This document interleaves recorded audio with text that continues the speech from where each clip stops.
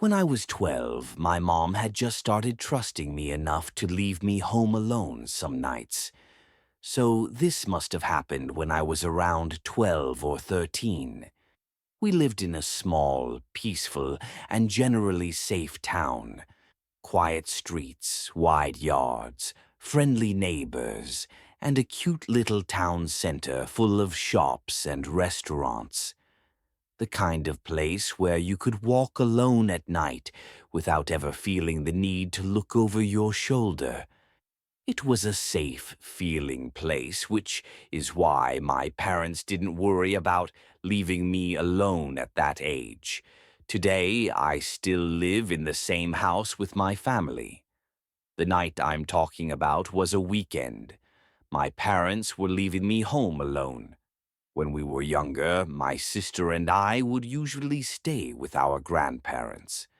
But that night my sister wasn't home, and I was old enough to stay by myself, so my parents trusted me.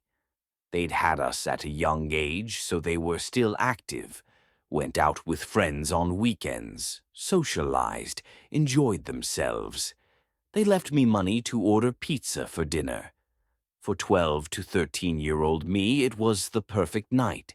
I had the whole house to myself. I was going to play video games, and I had pizza. Back then, I was obsessed with James Bond games. I was about to finish Nightfire on PS2 for the fourth time. After finishing the game, I decided to order pizza. There was a place close to our house called Lauren's. We hadn't been there in years, but it used to be a spot my family liked. I ordered a regular pizza. At 12, I could eat about 3 slices by myself. My mom told me to wrap the leftovers and put them in the fridge. While waiting, I started another game. When the doorbell rang, I ran downstairs with the $20 in my hand. My mom had told me to tip $4.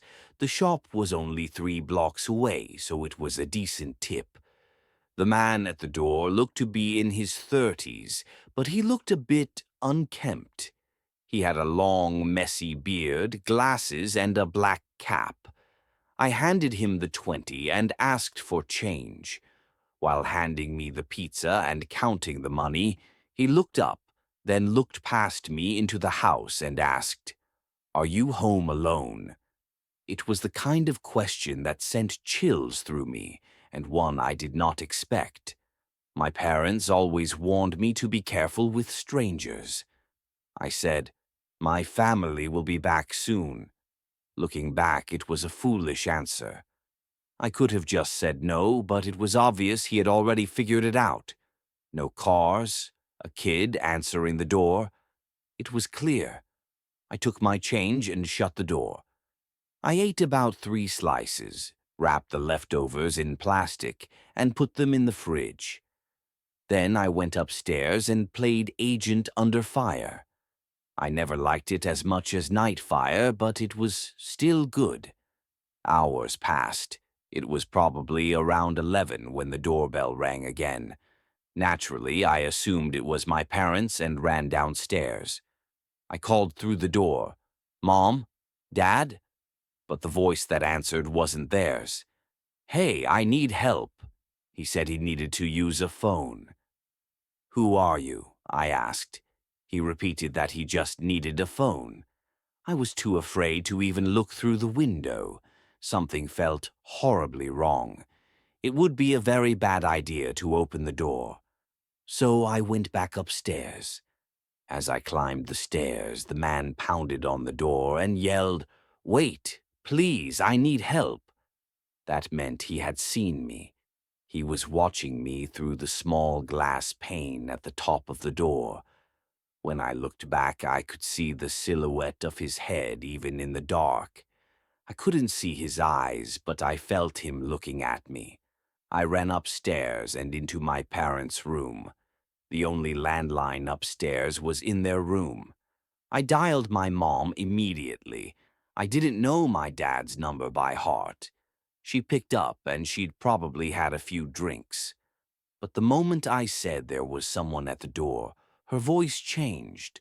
Sharp, serious, afraid. She asked questions. Had I talked to him? Did he know I was alone? I told her everything. When I told her the pizza delivery man asked if I was alone, she sounded even more tense. Just then, the doorbell started ringing over and over. My mom panicked and said, "Stay in the room, lock the door. We're calling the police." She kept me on the line while my dad called the police from another phone. They had stepped outside the restaurant so they could hear clearly. It was a summer night. The weather was warm and the windows were open, and at that moment I heard the side gate of the yard creak open. I told my mom, and she whispered urgently, "Stay quiet, don't move, don't turn on any lights." I whispered, "What if he comes through a window?" She told me not to talk anymore, only to wait. She was speaking with the police, telling them the situation, asking how long it would take them to arrive, reminding me to stay silent and stay hidden. I was just starting to calm down when I heard footsteps downstairs. Someone was inside the house. They were walking. Slowly. I whispered it to my mom. She practically screamed it to the police. He's inside the house." My mom told me to hide under the bed immediately. I was 12, and this was the most terrifying moment of my life. A thin bedroom lock was the only thing between me and whoever was inside. The footsteps came to the stairs, then doors began opening and closing one by one. Heavy steps moved from room to room, slowly returning to the hallway. Then they stopped at our door. The doorknob turned. Once, twice, a third time, but it didn't open. Then came a gentle knock, but no words, no sound of breathing, nothing, just silence. He tried the handle one last time, then the footsteps drifted away, down the stairs. Silence returned. I didn't breathe. I didn't make a sound. Minutes later, my mom whispered, "The police are here, but wait."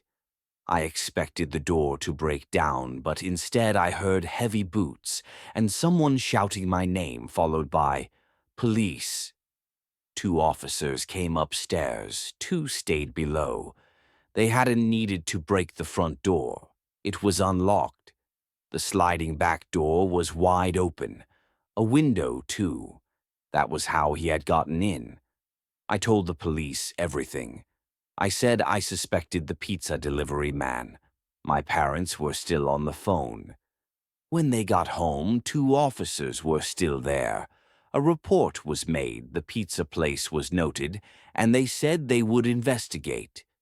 The next day, my parents took me to Lauren's Pizza. They wanted me to identify the man if he was there. He wasn't. The closest match to my description was a guy named Phil, but he was out on delivery. When we told the story, the manager insisted it couldn't have been Phil and asked us to leave the restaurant. My parents argued and said we would never order from them again. We waited in the car for an hour, but Phil never returned. Maybe the manager warned him, maybe he ran, who knows? My parents spoke to several lawyers, but without evidence nothing could be done. We never went back to that pizza place. And after that night, my parents didn't leave me home alone for many years. In my mind, the person who came back that night was the delivery guy, or someone connected to him, because the only person who knew I was home alone was him.